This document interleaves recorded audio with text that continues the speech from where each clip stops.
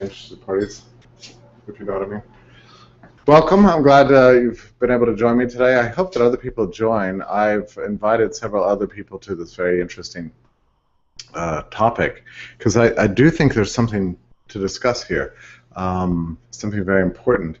I've opened up the chat on the sidebar. I think everybody can go into the chat. I wouldn't entirely mind it if you wanted to join me in this hangout.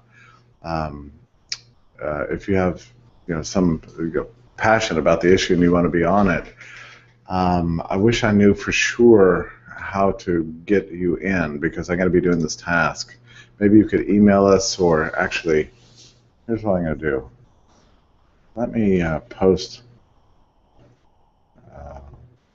Well, I can't really do that. I only see the YouTube page and the event page and the video embed. So if you come, that's maybe you can just email briggs@liberty.me, and then you can be added to the task, to the phone call. In any case, and I can add other people as you request it. So what we're talking about here is Bitcoin and its relationship to the regression theorem. And this is a piece that I had yesterday on fee.org. And it was a piece I wrote with great reluctance because in the end, I'm not sure it really matters. I mean, Bitcoin's going to take its own course, whether it fits with the regression theorem or not. It's either going to be our money or not. Nothing we say about it's going to make any difference in that regard. So, it's tempting just to say whatever Misess said 102 years ago, and the theory of money and credit has no relevance. Maybe he lived in a pre-digital age. Maybe he didn't understand what's what. Maybe we don't understand the regression theorem. In any case, the Bitcoin is a reality. It's like, do you want to believe your theory, or do you want to believe the reality? Eventually, for me, in 2013. Early in 2013, spring of 2013, I gradually came to the view that Bitcoin was a real money in many ways. It was functioning as money, and it made no sense to just sit around puzzling forever to decide if this is true based on this very old theory. So I kind of suspended my interest in this theoretical problem to just draw attention to the reality that was all around us, which is very exciting. I mean, after all, money has been nationalized for 100 years, and then out of nowhere, and seemingly out of nowhere, in early 2009, we saw the emergence of a new currency that was a bottom-up currency, not a top-down monetary reform, but a kind of revolutionary tactic from below to give us a better money. We did get a better money, and it's kind of amazing, and it's significant from a historical point of view, because this is a technology that's not going anywhere. It's just going to be continued to be played with and improved upon, and it's something that all economic actors everywhere in the world have to deal with. So there's no sense in being in denial about this just because of a theoretical problem. Now, so what is a theoretical problem? I think there's two ways to express this. One is in a very formal way, according to the dictates of the so-called regression theorem.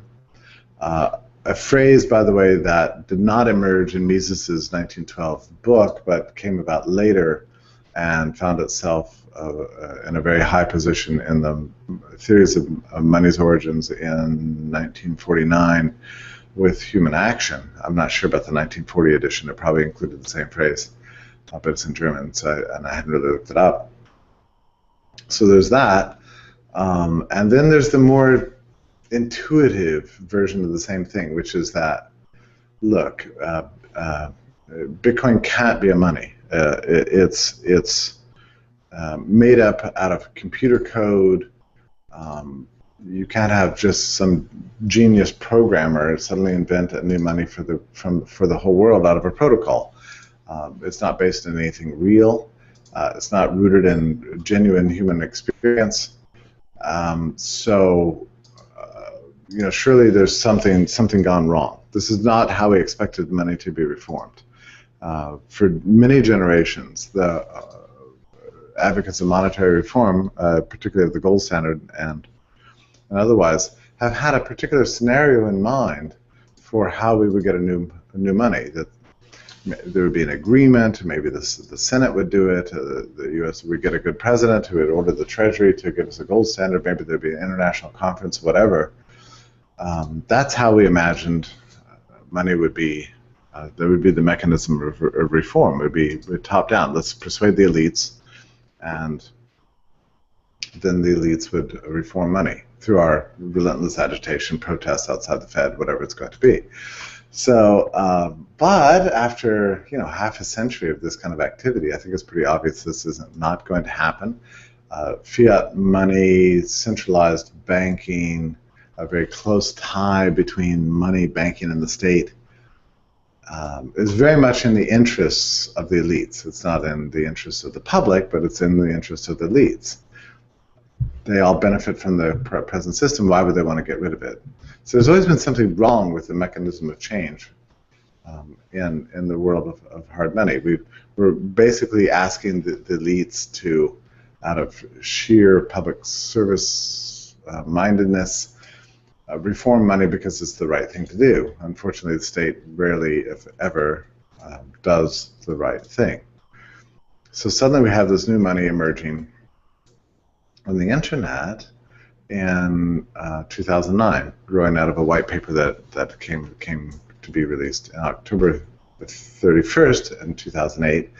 And gradually over the next 5 years, we saw something remarkable happen. This money is really taking hold, and Bitcoin is taking hold. You can go to bitcoin.info and watch transactions taking place in real time. They happen every a few transactions every second at this point. The volume is on the increase. The price is obviously very high, and it's being used all over the world, and payment systems being accepted by merchants all over the world, and holds out a very high promise in the developing world and in the developed world as being an alternative money and payment system. So we've got a problem. How do we make sense of this from a theoretical point of view? That's what the article addresses. So let's return to 1912 in Misess's book, Theory of Money and Credit. You have to, in order to find the section on the regression theorem, to find out what he actually said, you have to go very deeply into the book. It's not in the early sections of the book on money's origins. You have to move all the way to chapter 8, in the section in which he's addressing quantity theorists, and he gives an additional detail that's, Murray Rothbard says is a contribution beyond what his teacher Carl Menger gave us. Menger described money's origins as basically evolving out of market exchange. First, you have a commodity that's a part of a barter society, highly valued, suddenly becomes acquired not for consumption, but rather acquired in anticipation that it would be used later to trade for something else. And that's the mechanism by which we go from direct to indirect exchange, and money is invented. In Menger's scenario, this happens gradually over a long period of time. Something can become money for a few people in a particular area for a little while, maybe be outcompeted by something else. The whole process is fueled by entrepreneurship, which is to say that some far-seeing individuals, start eyeballing some particular commodity and go, well, this commodity is pretty valuable to a lot of people besides me for consumption. Maybe I'll acquire it not to use it directly as a final consumer good, but rather acquire it in anticipation that other people will accept it in the future. So suddenly you get a barter demand evolving into a monetary demand, and it takes on a different kind of qualities. And eventually, as this process unrolls itself into the future, you have the emergence of a dominant money, which becomes, over time, the most marketable commodity in society, the most liquid, the most marketable, and that's the money. So Mises added to this a very interesting point. And he's dealing with the problem of why it is that money has the price it has in terms of goods and services. Where does money acquire, or why does money have a particular prices versus not that particular price? Where does the value initially come from? And what Misess says is that the exchange ratios that are associated with that the commodity that comes with money can be traced back or regressed back in time when it was originally a barter commodity. So that if you had, for example, salt that was traded at some established exchange ratio for chickens, then that's the pricing system associated with that salt would be absorbed into the monetary uses of salt, and that's where the price of money comes from. That's where the relationship between money and goods and services comes from. So, and Misess specifically says in 1912, this is all due to use value. That's his phrase. It's direct use and the utility to the consumer. That insofar as something is valuable to the consumer, then that value comes to be the monetary, the basis of the monetary value once the transition from barter to indirect exchange takes place.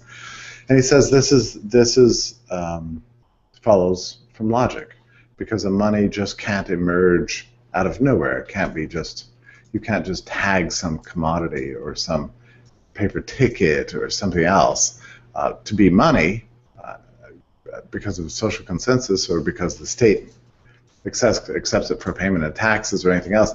The value really has to grow out of market exchange and direct utility, meaning that the commodity itself has to have some pre-existing value on the market as a non-monetary good before it can become a monetary good.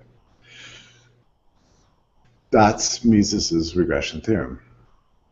And so you look at Bitcoin and you think, how does this work? I mean, because there was obviously no Bitcoin. You know, there was salt that flavored food. There was beaver pelts that you could wear.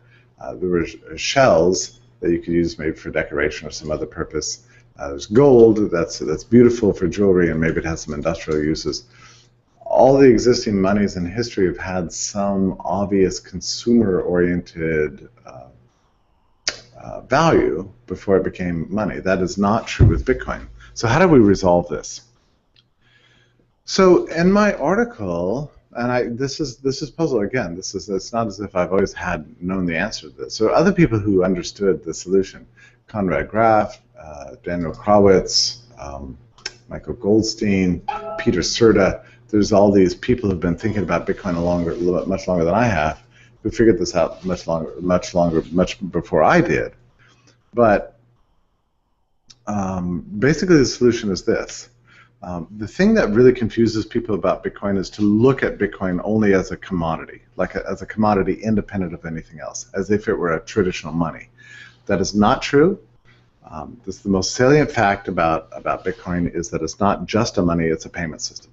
This is unusual because we're used to thinking of money and payment systems as separate. So we have dollars and we have Visa. We have euros, and we have PayPal. We have yens, and we have wire transfers. The money is an independent unit, but the payment system associated with that money is provided by a third party based on a trust relationship. So Visa is only going to deal with us if they think we're going to pay our bills. PayPal is only going to deal with us if they know who we are. And wire transfers are only going to take place if we cough up the whole of our identities and the third-party institution expresses some confidence in our willingness and ability to be collected from. That's the way payment systems in the modern age work. Bitcoin's completely different. It started off as a payment system living on a blockchain. And if you read the white paper from October 31st by Satoshi, what's very interesting about it is that there's very little discussion of currency or money at all. Mostly the focus is on the network, the blockchain, a trustless system of time-stamped and verifiable verifiably true exchanges of units of information, and those units of information themselves have associated with them a certain property title. This was and is an unbelievable innovation in the history of the world. It's never been possible before the blockchain to accomplish this particular task of trading units of information that have assigned property titles with verifiable truth that ward against malicious actors connected to particular actions of individuals peer-to-peer without going through a third party. It's an amazing thing to have happened, and it never happened before. It solved the so-called Byzantine generals problem. If you want to look that up on Wikipedia, it's a long-running problem in math that extends from a sort of a military metaphor having to do with the inability of generals over a large geographic space to be able to coordinate an attack in absence of the ability to verify their plans and to know that there aren't malicious actors that are interrupting the transmission flows of information. The blockchain solves this problem, and this was Satoshi's key innovation.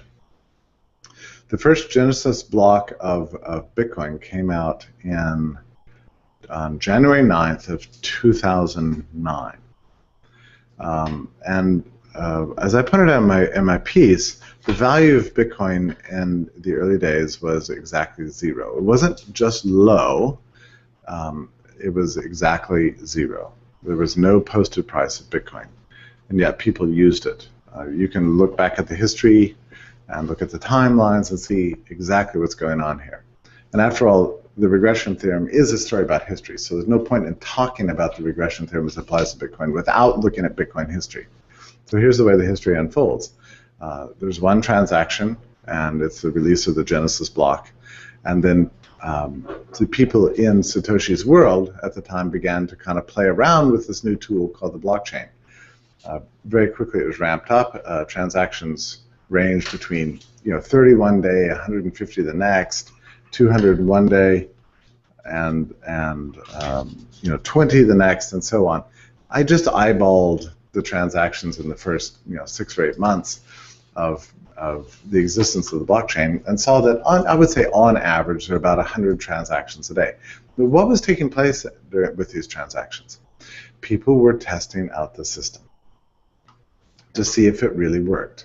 If you could get these verifiable units of information sent peer-to-peer around the world in a costless way that prevented the double spending of any of the accounting units attached to the blockchain. Those accounting units are called bitcoins.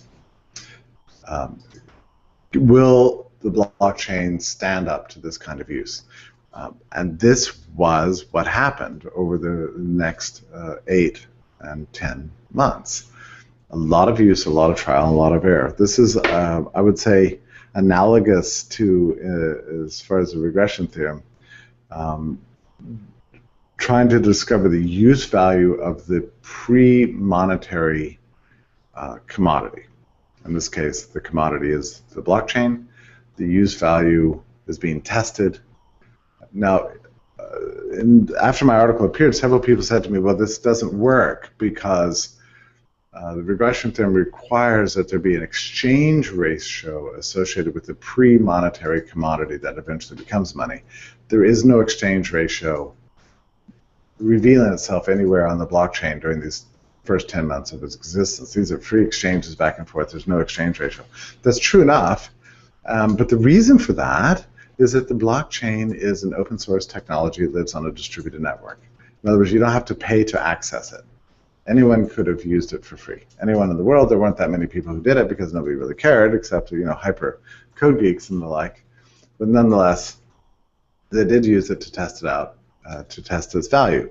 And the use value is demonstrated in the fact of its use during these first 10 months. Maybe a plaything, maybe an experiment. It's also called entrepreneurship. It's just really, really interesting to see this amazing technology happen. There couldn't have been any exchange ratios. In other words, I couldn't have given up, a shoe for access to the blockchain or a hat for a test of transmitting Bitcoin, because it is an open source, distributed, decentralized network that by its very nature does not call forth a price. So let's just fast forward in time now to October 5th, 2009. We had the first Bitcoin exchange post a price of Bitcoin. It was the first date at which there was any publicly posted price of the accounting unit attached to this distributed network called the blockchain. And that price was about 1/10 of a penny, which many Bitcoiners at the time found to be outrageously expensive and exaggerated. There's no way to know for sure. All prices, and to some extent, are speculative.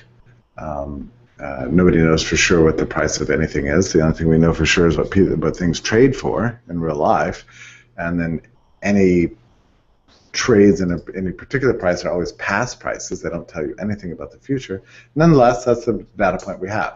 For the first time in the history of the world, Bitcoin suddenly had a value. And it became, I would say, on that day, you know, a kind of limited money in a Mengerian, Misessian sense. We're not waiting for Bitcoin to become money. It already is money. Something acquired not for its consumptive value, but to trade at a later date, because you anticipate people are going to value this unit, not to consume it, but to trade for other goods and services. That's what a money is. So on that date, I would say that according to that definition, Bitcoin began its emergence as a money in whatever limited form. So you see the fulfillment of the conditions of the regression theorem. You have use value leading to monetary value. The use value of the blockchain leading to the monetary value of the Bitcoin over the course of 10 months. That understanding, that historical sort of story, fits exactly with both Menger and Misess's theory, with the one difference being that the initial price of Bitcoin did not reflect an exchange ratio having been previously established on the market, but that's because the use of the blockchain itself was unpriced. It lives on an open source network, available free to everybody, falling somewhere in this mysterious realm between public and private property. If it had been a commodity like shells or salt or gold, yeah, there would have been a barter price to it. But it is not commodified in that sense. A distributed network is a very special thing. Nonetheless, the use value became very obvious to all the users of the network, and that use value got ported over into the accounting unit called Bitcoin. Now, that's a very involved and detailed scenario, all designed to kind of illustrate the application of the regression theorem in the 21st century digital technology. I'm not arguing that Misess would have, if he had been around, or Murray Rothbard, for that example, for that matter, if they had been around in October or November, would have immediately said, "Oh, sure, this is the new money for the new age." You know, I don't know what they would have said about this. So there's no way to know. I mean, one problem here is it's very difficult to explain technologically. Bitcoin, again, is both an accounting unit and a payment system. They're woven together in the protocol. They're inseparable. You know, this one clump, it's a service plus an accounting unit, all rolled together. If we could conceptually separate them, the value of Bitcoin would fall to zero, but in the end, Bitcoin cannot be separated from the blockchain. Those are all bound together, and that's the very source of the value of each. This is just a different it's a different technology than any money that's ever existed, because it unites these two disparate functions, one, commodified money, and two, a third-party trust-based payment network. It combines both those things and converts the trust-based payment network into a trustless system of open-source distributed network verification, together with and bound up with the currency unit itself. And I think if you understand that, then you understand how Misess's regression theorem actually applies. And I think that is the solution, and that was the argument I made on my article. Now again, I was reluctant to write this article because it seems like a weird, arcane issue. It's like, why is everybody obsessing about this old-timey theory? This is the new age. Nonetheless, given my own heritage and devotion to Misessian monetary outlooks, I was curious about how the solution would work itself out in practice, and it took me fully 12 months to fully realize it. During the course of which I had become a champion of Bitcoin. I had to kind of like leave the theory on the shelf to observe the reality outside the window. I didn't want to do that. It's either that or just deny the reality, essentially. So it took me fully 12 months to finally come to this realization, which I did with the help of, as I say, people like Daniel Krawitz, Konrad, Graf, and Peter Šurda, who had figured all this stuff out long before I did. There's a slightly funny story about this. When I was in Australia, in Brisbane, I think must have been the summer of 2013, so more than a year ago now. I was giving a series of lectures there on Austrian economics or whatever, and I talked about Bitcoin a lot. And Konrad Graf stood up to defend the unity of the regression theorem and Bitcoin. And I remember dismissing his explanation, just kind of like, look, Konrad, you can go through all these intellectual leaps, that's fine, but it doesn't really matter either way. Whether the Austrians are right or wrong on this point, Bitcoin is a reality, let's just deal with it. And it struck me at the time that he was expending a tremendous amount of intellectual labor to bolster this ancient theory, and like, what do we get out of that? And I didn't get it. Over the coming 6 months or a year, I finally gradually realized that Konrad had actually an important point, that there is no wedge between these two things. But it took me a long time to figure it out. So my article appeared yesterday. It already ignited massive amounts of controversy.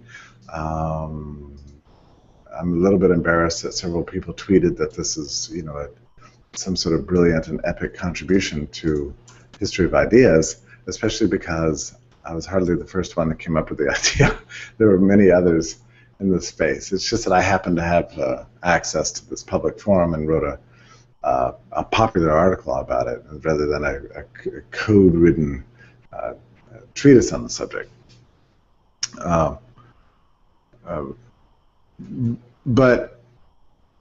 So that's a little bit embarrassing to me. But I feel like in my own thinking about the subject, I have to say I'm a little bit more at peace now with the authenticity, legitimacy of Bitcoin and its prospects for becoming a global monetary unit.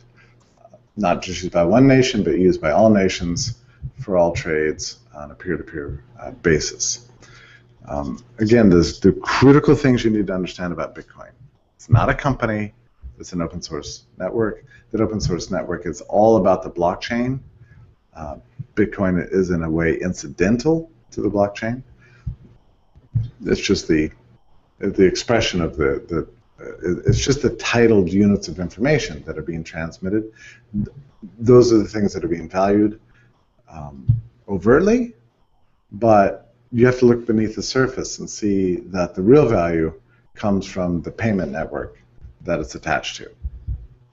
Could Misess have anticipated something like this? Could Rothbard have anticipated? No, I don't think so. I don't think anybody understood anything about distributed networks or how they could possibly work until, when did Napster come about? That was 1999. So at best, it would have been 15 years ago when people first began to understand the power of the distributed network. And only within the last 5 years did we even imagine this distributed network could have been used for money. Now, to be sure, dating back 20 years, there's all kind of writings in the cyberpunk space. Michael Goldstein is an expert about this. speculated about this eventuality. I mean, for that matter, Milton Friedman, I think in the 1970s, said we're going to need a new electronic currency in the future that he thought could be invented through pure technological information and entrepreneurship. So there are people who saw the possibilities, but the particulars, that had to be left to Satoshi Nakamoto, one of the great geniuses of our time, if not the great genius so far of the 21st century. So that's my whole article. There's more to say about the subject, more puzzles. I would like to note that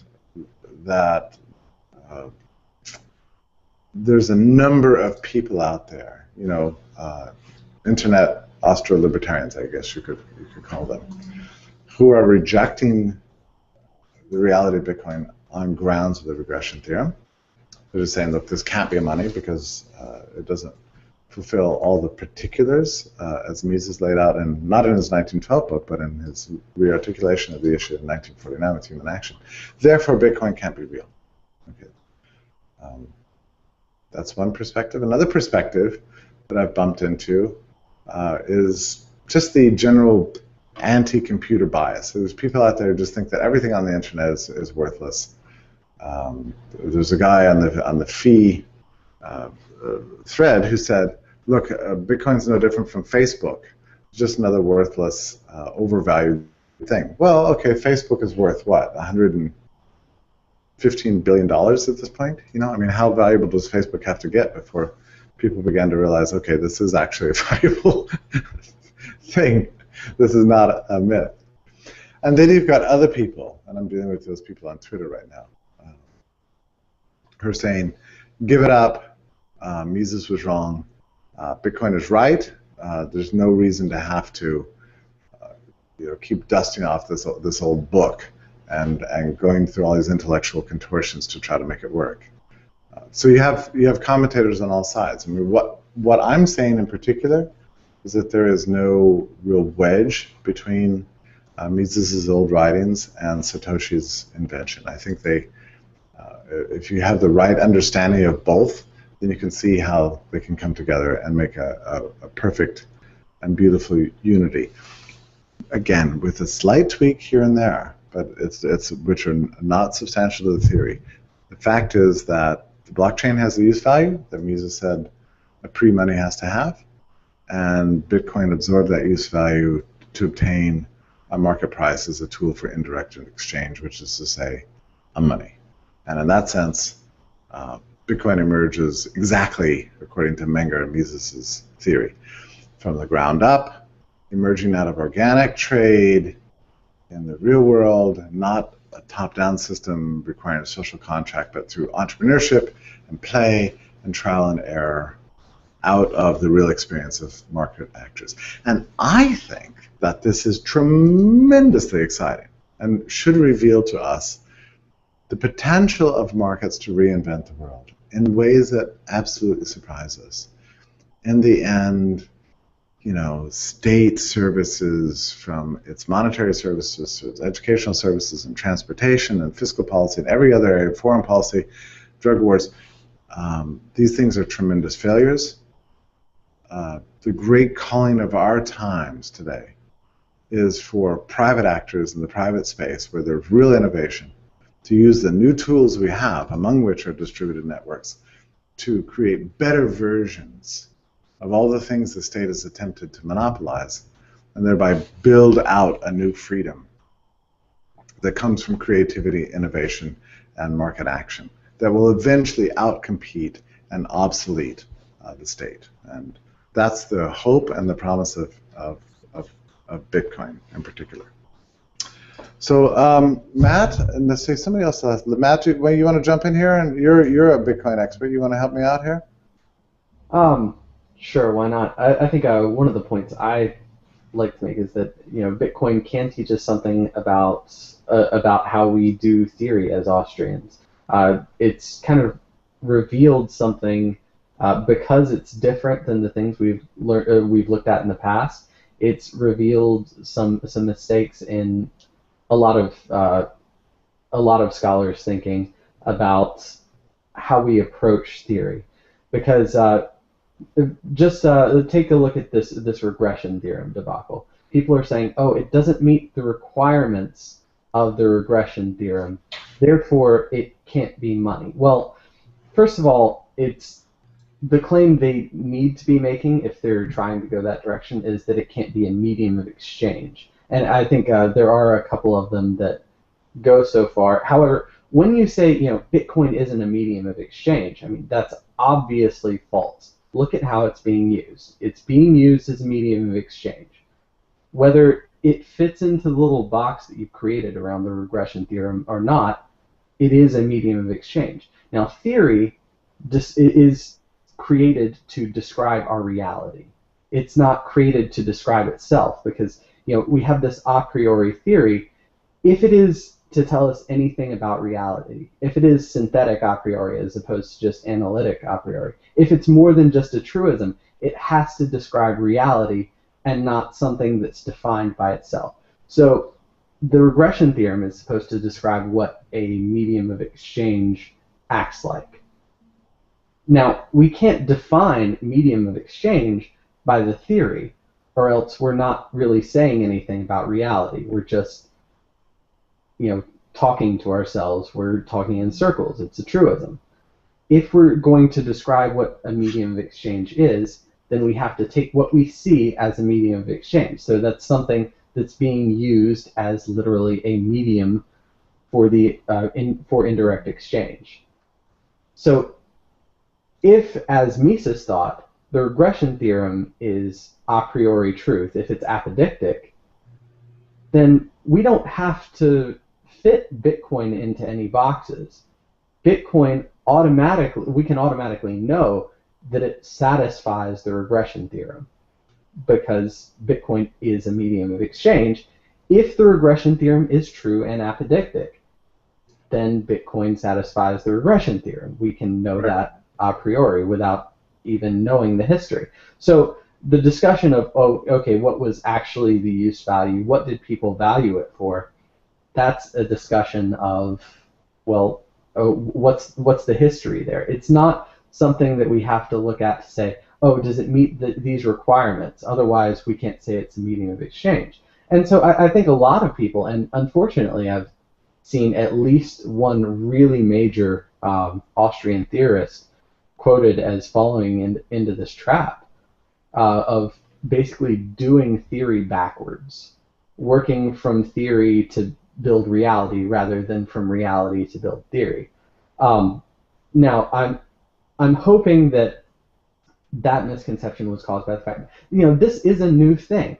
Austrian scholars, like most professors, they're busy people. They have very little time to spend on new fads, which is unfortunate, but that's kind of the way the system is right now.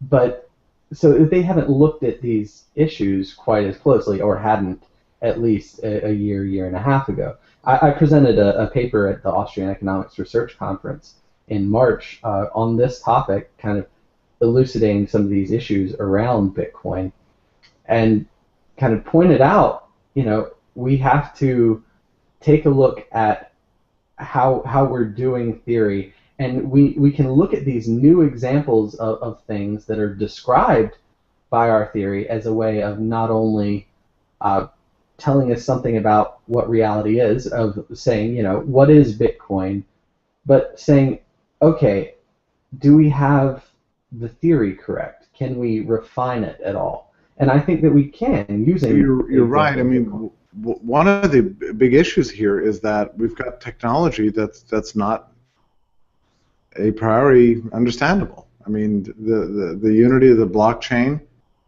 and the accounting unit is a very difficult thing to understand. Distributed networks are difficult to understand. Cryptography and its capability of establishing, a trustless, timestamp verifiable information transfers, that's difficult to understand. It requires real study. You can't just be in an armchair and pronounce. I mean, I think this is one of the sources of confusion. People look at Bitcoin as if it were just a money, and they go, oh, well, it's not a commodity, it's not hard, I can't eat it, I can't use it on my food, I can't use it for industrial purposes, I can't wear it around my neck. So therefore, it can't be a money because money has to begin in a commodity. But they're looking at Bitcoin as if it were a normal money, like we've always had in all of human history, but that's not true. It's a special kind of money that's attached to a trustless payment network itself. But those are technicalities that require that you have some patience, that you have a teachable spirit, that you actually read and look things up, that sort of thing. And it's not just, all truth is not revealed out of the logic of your mind without any empirical facts, deigning to cloud, your vision.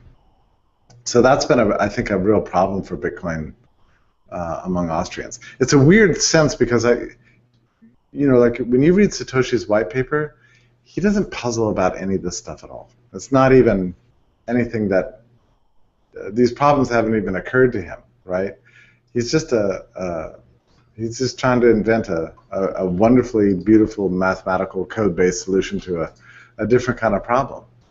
It's only the Austrians that get sort of tangled up because of, what I've called in the past pop versions of the regression theorem.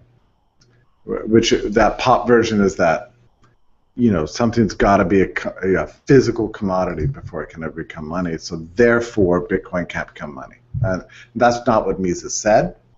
And that just, dramatically limits the range of possibilities in the field of monetary innovation. And I think these times especially call for us to broaden out our horizons and be especially creative and understanding what markets can do. Markets that can outsmart even the best intellectuals, and I think in a way Bitcoin is an example of that. I think another trap that people are kind of falling into here that's kind of confusing them is they're reading the theory next to the historical descriptions used by Rothbard and Misess. So Misess and Rothbard will set out this beautiful, clean theory, and then they'll give examples. They'll say, it's usually gold or silver, or, money is nothing but a commodity. It's not a claim on goods, and that's very true. But the examples they use are very concrete, things that have been seen historically with monies in the past. And so people read that and they don't separate the theory from the historical explanation, and so they see that Bitcoin doesn't look like the historical explanation, and then think that it can't meet the theory. And I think that's completely wrong. Satoshi actually did address the regression theorem on the Bitcoin Talk forums. Really? In early 2010, they brought up the regression theorem and said, how does Bitcoin fit with this? And he said, as a thought experiment, imagine there was a base metal as scarce as gold, but with the following properties. It's boring gray in color, not a good conductor of electricity, not particularly strong, but not ductile or easily malleable either, and not useful for any practical or ornamental purpose. But then it has one special magical property. It can be transported over a communications channel. Now, if it somehow acquired any value at all for whatever reason, then anyone wanting to transfer wealth over a long distance could buy some, transmit it, and have the recipient sell it. So maybe it could get an initial value circularly, as suggested by some, by people foreseeing its potential usefulness for exchange. And he says here in parentheses, I would definitely want some. Maybe collectors, any random reason could spark it. I think the traditional qualifications for money were written with the assumption that there are so many competing objects in the world that are scarce. An object with the automatic bootstrap of intrinsic value will surely win out over those without intrinsic value. And here you can see he's probably meaning use value, which is what a lot of the intrinsic value critics really mean when they say it. Right. But he continues, but if there were nothing in the world with intrinsic value that could be used as money, only scarce but with no intrinsic value, I think people would still take up something. And he says, I'm using the word scarce here to only mean limited potential supply. So he obviously had a very firm grasp of kind of this economic way of thinking. Whether or not he had kind of thought particularly from an Austrian direction before he was creating Bitcoin itself, when he was writing the white paper, he obviously had been kind of thinking about these issues. He designed something that looked like gold. I mean, if you had told me years ago that there would be this magic internet money that would be created that would act like gold, I would have been like, man, libertarians are going to be all over that.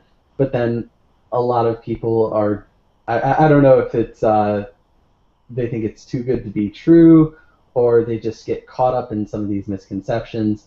It's really unfortunate. This is something that libertarians should be embracing. And well, I have to tell you, Madam, in my own case, I began to get articles submitted to me as early as maybe 2010 about the subject. And at that time, I did not know enough about open source protocols, about distributed networks, about cryptography, to make any sense out of what I was reading, you know. So I basically dismissed it maybe for as long as 3 years or 2 years, maybe 2.5 years, just because I didn't have the intellectual acumen to follow the arguments. So I think that's a big source of the problem. At some point, I sat down and actually learned about all this stuff, and then it became really clear to me. And now I try not to talk in geek language when I talk about this stuff, but it's very difficult because these are new ideas and new terms, and sometimes people find them off-putting and confusing. yeah, I mean, I first heard about Bitcoin in 2011 because I'm friends with a lot of libertarians, obviously, and they were really excited about this thing, and they were all kind of tech-minded people. And so in like early 2012, I finally sat down to learn a little bit about it because they were hyping it up just incredibly. And I'm always skeptical of anything that gets a lot of hype. And they were telling me, this is the money of the future. This is going to reduce government. It's going to eliminate corporate spying on transactions. It's going to get the government out of your markets. It's digital gold. And so all of these things kind of set off a blinking red light in my mind. There's something wrong. I need to look into this. And right. So my skepticism is why I'm not rich like some of my friends. Because I took, at the time, I think I was a TA for Robert Murphy's class on theory of money and credit. So I decided I was going to dive into this. I was going to learn all about it. And then by the time I was really comfortable with saying, Bitcoin is a good Austrian money, it was over $100. Yeah, that's funny. So, I jumped into it at about 14. But what's interesting about this too is that we're now at this stage very advanced actually compared to what we were a year ago. We now have extra layers of colored coins. We have these proprietarily controlled blockchains that are building off the public ledger. We've got altcoins. That use different standards of, besides proof of work, there's proof of stake. I've got tens of thousands of altcoins. So we have a lot of experimentation going on. B2Bs, looking at it for all sorts of purposes. People talking about using the blockchain for issues of smart contracting, futures, stock sales, so on and so on. I mean, history is moving forward. I have a friend of mine, it's actually Michael, I'm sure he wouldn't mind my saying this, but when I wrote this article for Fee.org that came out yesterday, he wrote me and chastised me. He said, what are you trying to do, revert history to 2012? We're past this point. We don't need to be playing in this particular sandbox anymore. And I think he's got a point. History is moving on. I love Michael. He and I were at Misess 2013 together, and the talk of that event was Bitcoin, Sure. largely because of me and Michael, and I think Michael had some Bitcoin that you had given him to Thanks give very out to much. people. He came and begged me for a Bitcoin. I gave him a whole Bitcoin. He passed it out to everybody, and it was funny because I think there was a confusion. I expected to be paid back for that, and he gave it all away. But I mean, I think Bitcoin at that point was what, $80. Okay, so. I think it was 105 that week. It was Okay. I had just recently decided that I was comfortable. I had had Bitcoin before that. At one point, I had 4.2 Bitcoin, and I was dumb enough not to back it up, and I dropped the laptop it was on, and the hard drive died. See, this is why we got to get out of Bitcoin.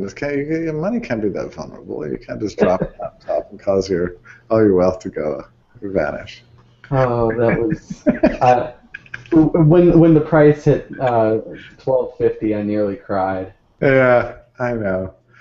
Right now, the Bitcoin subreddit is all filled with stories about Bitcoin and suicide as the relationship between the two. It's pretty funny. Well, it's not funny. It's actually very serious. But yeah, this is a startup culture. And in the 1880s, you could have read a story about railroads and suicide too. And I mean, yeah, early 2000s, it was .com companies and suicide. Yeah, that's right. Yeah.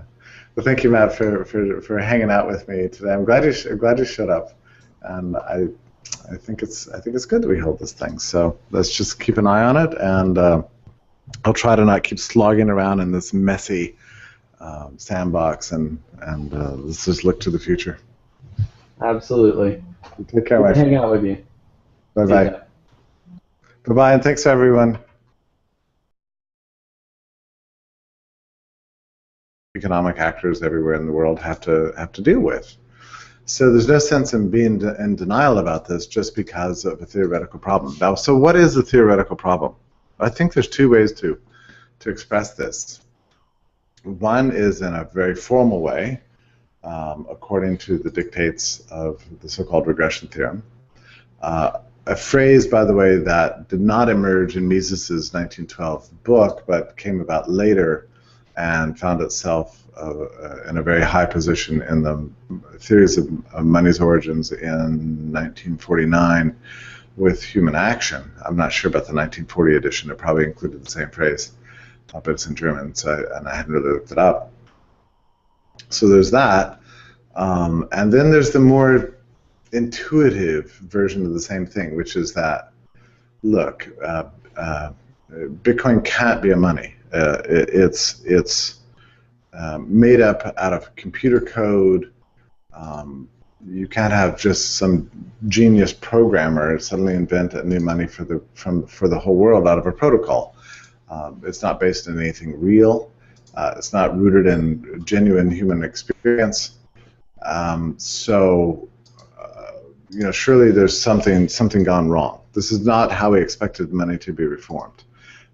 For many generations, the advocates of monetary reform, particularly of the gold standard and otherwise, have had a particular scenario in mind for how we would get a new money. That there would be an agreement. Maybe the Senate would do it. The U.S. would get a good interested parties, if you know what I mean. Welcome. I'm glad you've been able to join me today. I hope that other people join. I've invited several other people to this very interesting topic because I do think there's something to discuss here, something very important. I've opened up the chat on the sidebar. I think everybody can go into the chat. I wouldn't entirely mind it if you wanted to join me in this hangout. If you have some passion about the issue and you want to be on it, I wish I knew for sure how to get you in because I'm going to be doing this task. Maybe you could email us, or actually, here's what I'm going to do. Let me post. I can't really do that. I only see the YouTube page and the event page and the video embed. So if you come, that's maybe you can just email Briggs at liberty.me, and then you could be added to the task, to the phone call. In any case, and I can add other people as you request it. So what we're talking about here is Bitcoin and its relationship to the regression theorem. And this is a piece that I had yesterday on fee.org. And it was a piece I wrote with great reluctance because in the end, I'm not sure it really matters. I mean, Bitcoin's going to take its own course, whether it fits with the regression theorem or not. It's either going to be our money or not. The volume is on the increase. The price is obviously very high.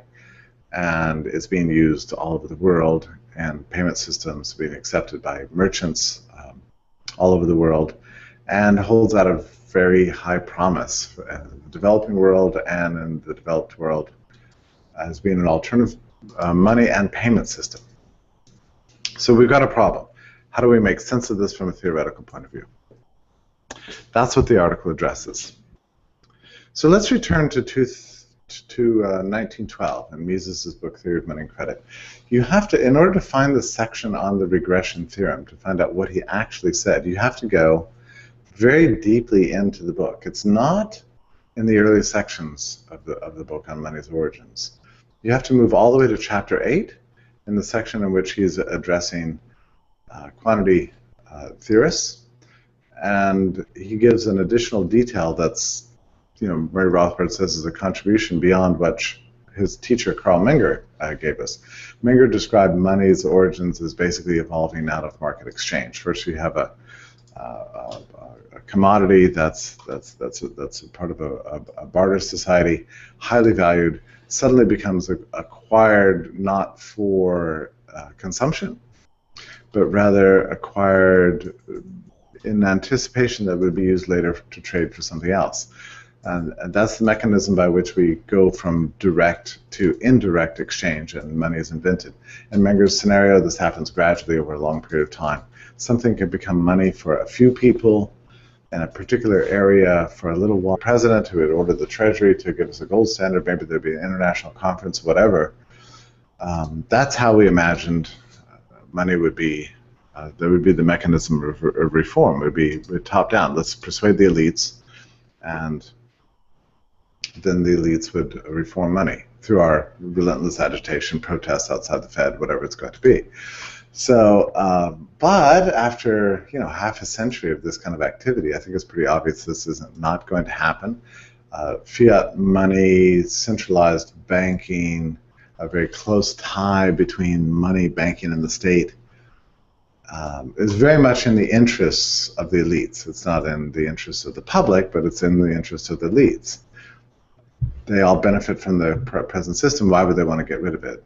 So there's always been something wrong with the mechanism of change in the world of hard money. We're basically asking the elites to, out of sheer public service mindedness, reform money because it's the right thing to do. Unfortunately, the state rarely, if ever, does the right thing. So suddenly we have this new money emerging on the internet in 2009, growing out of a white paper that came to be released on October 31st in 2008. And gradually over the next 5 years, we saw something remarkable happen. This money is really taking hold, and Bitcoin is taking hold. You can go to bitcoin.info and watch transactions taking place in real time. They happen every a few transactions every second at this point. Nothing we say about it is going to make any difference in that regard. So, it's tempting just to say whatever Mises said 102 years ago, and the theory of money and credit has no relevance. Maybe he lived in a pre-digital age. Maybe he didn't understand what's what. Maybe we don't understand the regression theorem. In any case, the Bitcoin is a reality. It's like, do you want to believe your theory, or you want to believe the reality?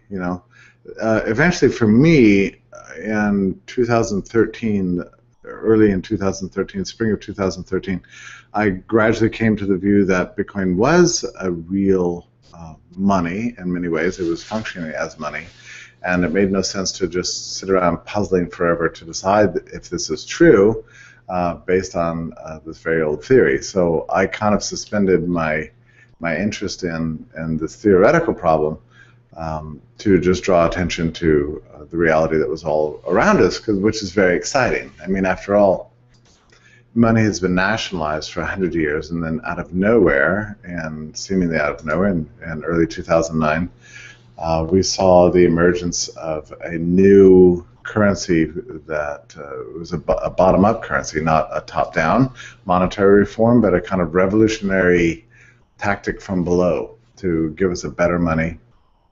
We did get a better money, and it's kind of amazing, and it's significant from a historical point of view, because this is a technology that's not going anywhere. It's just going to be continued to be played with and improved upon, and it's something that all